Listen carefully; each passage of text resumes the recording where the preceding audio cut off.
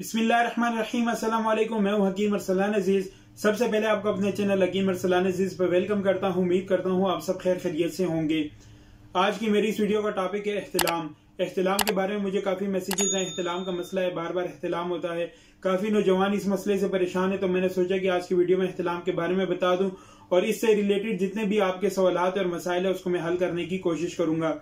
इस वीडियो में आपको मैं एक आसान और इंतहाई सस्ता नुस्खा भी बताऊंगा जो आप अपने घर में भी बना सकते हैं, जिसके इस्तेमाल से इंशाल्लाह आपको बहुत फायदा होगा। एहतिलाम क्या है, क्यों होता है, कितनी दफा एहतिलाम हो तो नॉर्मल है, कितनी दफा एहतिलाम हो तो बीमारी है, क्या एहतिलाम से कमजोरी हो सकती है, क्या एहतिलाम से स्पर्म काउंट में, उसकी क्वालिटी में, उसकी मोटेलिटी में कोई फर्क पड़ सकता है। अगर आपने अभी तक मेरा चैनल सब्सक्राइब नहीं किया तो चैनल को सब्सक्राइब करें, साथ बेल वाला आइकॉन पे क्लिक करें ताकि मेरी हर आने वाली वीडियोस की अपडेट्स आप तक पहुंच सके। इस चैनल पे मैं ऐसी वीडियोस अपलोड करता हूं सेहत के हवाले से, जिनसी अमराज से रिलेटेड, जिससे इंशाल्लाह आपको बहुत फायदा होगा। बात करते हैं एहतिलाम क्या है। रात को सोते वक्त नींद की हालत में बगैर किसी इरादे के आपके जिस्म से मनी का इखराज होना एहतिलाम कहलाता है। आप सो रहे हैं, नींद की हालत में है, आपने ख्वाब देखा है, ख्वाब में कुछ आपको फील हुआ है, महसूस हुआ है, कभी कभार ये ख्वाब के बगैर भी हो सकता है, तो आपके जिस्म से मनी निकल जाए, डिस्चार्ज हो जाए, आप तो इसको एहतिलाम कहते हैं। इसे नाइट फॉल भी कहते हैं। ये ज्यादातर रात को होता है, इसलिए इसे नाइट फॉल भी कहते हैं। और दिन को भी हो सकता है, लेकिन एहतिलाम हमेशा सोने की हालत में होता है। जब आप सो रहे होते हैं, दिन को भी आप सोते हैं, तो बाज लोगों को एहतिलाम हो जाता है।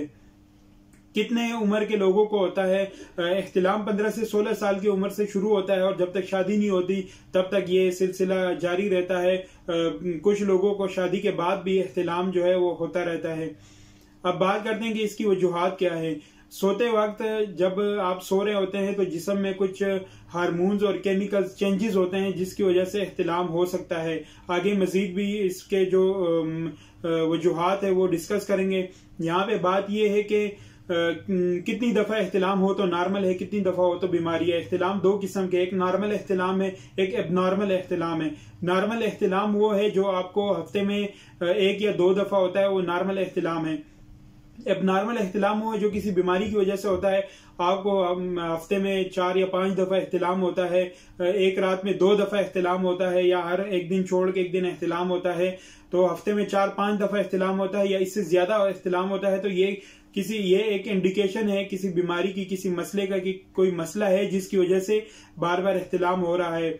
वो ये भी हो सकता है कि आपके प्रोस्टेट ग्लैंड में जो है वो इन्फेक्शन हो या सूजन हो, इस वजह से भी आपको एहतिलाम का मसला हो सकता है।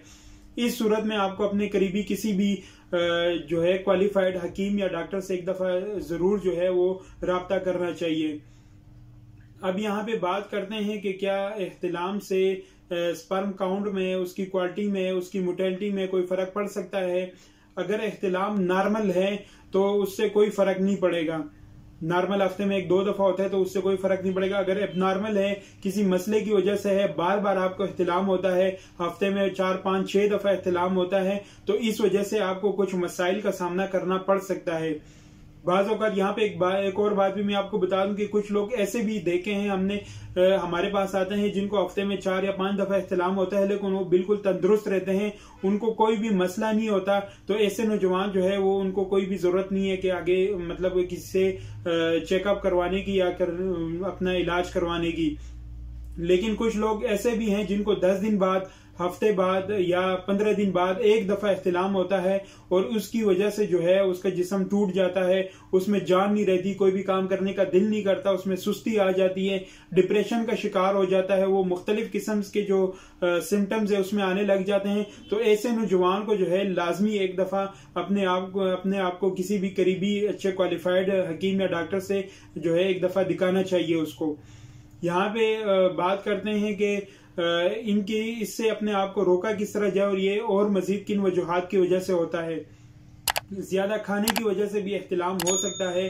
रात को जब सोते हैं, खाना खा के बंदा सो जाता है, तो जब जिस्म में हाजमे का, डाइजेशन का अमल होता है, तो इसके साथ साथ मुख्तलिफ केमिकल्स रिएक्शंस होते हैं जिसकी वजह से एहतिलाम हो जाता है।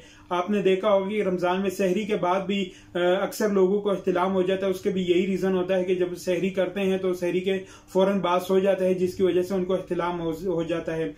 اس کے ساتھ ساتھ جتنے بھی بیڈ ایکٹیویٹیز میں کوئی بندہ انوالو ہے، فیش موویز وغیرہ دیکھتا ہے، ہر ٹائم سیکس کے بارے میں سوچتا رہتا ہے، کوئی ایسا لٹریچر، اسٹوریز، کہانیاں وغیرہ پڑھ رہا ہوتا ہے جس میں سیکس سے ریلیٹڈ کوئی چیزیں ہوں، یا ایسی تصاویر دیکھتا ہے، یا ایسے لوگوں کے ساتھ بیٹھتا ہے جو ہر ٹائم یہی باتیں کرتے رہتے ہیں، تو اس کی وجہ سے بھی آپ کو احتلام ہو سکتا ہے. کیونکہ جب آپ رات کو سوتے ہیں آپ تو سو جاتے ہیں، لیکن جو آپ کا دماغ ہے وہ جاگا رہتا ہے، وہ نہیں سوتا. جو سارا دن بھر آپ نے جتنی بھی ایکٹیویٹیز کی ہوتی ہے اس کو جب آپ کا دماغ اینالائز کرتا ہے تو اس کی وجہ سے ری ایکشن ہوتا ہے، آپ کو احتلام کا سامنا کرنا پڑ سکتا ہے. اب ان مسائل سے کیسے اپنے آپ کو بچائیں؟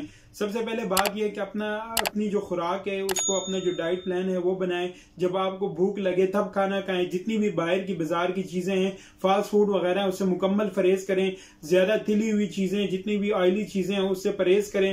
مسالے والی چیزیں، مرچیں، اس سے پرہیز کریں. آپ کولڈ ڈرنکس وغیرہ سے آپ پرہیز کریں تو اس مسئلے میں جو ہے کمی آ سکتی ہے. اس کے ساتھ ساتھ جتنی بھی آپ کی بیڈ ایکٹیویٹیز ہیں اس کو تھوڑا سا کم کریں.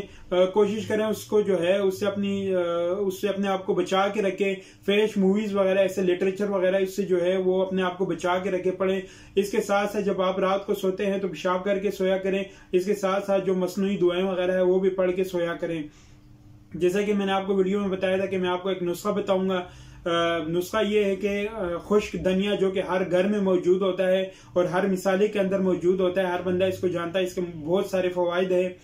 50 گرام آپ نے خشک دھنیا لینا ہے، 50 گرام آپ نے مصری لینی ہے. یہ آپ اپنے گھر میں بھی بنا سکتے ہیں. مصری آپ کو کسی بھی پنساری کی دکان سے مل جائے گی. آپ اپنے گھر لیں، اس کو تھوڑا سا جو ہے کوٹ لیں، وہ پتھر ٹائپ کے ہوتے ہیں. اس کے ساتھ جو ہے خشک دھنیا بلینڈر میں ڈال کے آپ اس کا پاؤڈر بنا سکتے ہیں. یا آپ کسی بھی پنساری کے پاس چلے جائیں، اس کو آپ یہ نسخہ بتا دیں کہ 50 گرام خشک دھنیا اور 50 گرام جو ہے وہ مصری، ان دونوں کو جو ہے اس کا صفوف بنا کے دے دیں، وہ آپ کو بنا کے دے دے گا. اب اس کا جو طریقہ استعمال ہے، اس کو استعمال کس طرح کرنا ہے؟ صبح شام آپ نے آدھا جو چھوٹا چائے والا چمچ ہے، آدھا چائے کا چمچ صبح شام کھانے کے بعد آپ نے اس کو استعمال کرنا ہے. اس سے انشاءاللہ آپ کو کافی فرق پڑے گا. اس کے ساتھ آپ کو کوئی بھی مسئلہ ہوتا ہے تو آپ کمنٹس میں بھی پوچھ سکتے ہیں، اور ساتھ میں دیے گئے نمبر پہ بھی واٹس ایپ پہ رابطہ کر سکتے ہیں آپ. امید کرتا ہوں کہ آج کی ویڈیو آپ کو پسند آئی ہوگی. اگر آپ کو یہ ویڈیو پسند آئی ہے تو آپ اس کو لائک کریں، شیئر کریں اور چینل کو لازمی سبسکرائب کریں. اگلی ویڈیو تک کے لیے مجھے دیجیے اجازت. اپنا خیال رکھیے گا اور دعاؤں میں ضرور یاد رکھیے گا. اللہ حافظ.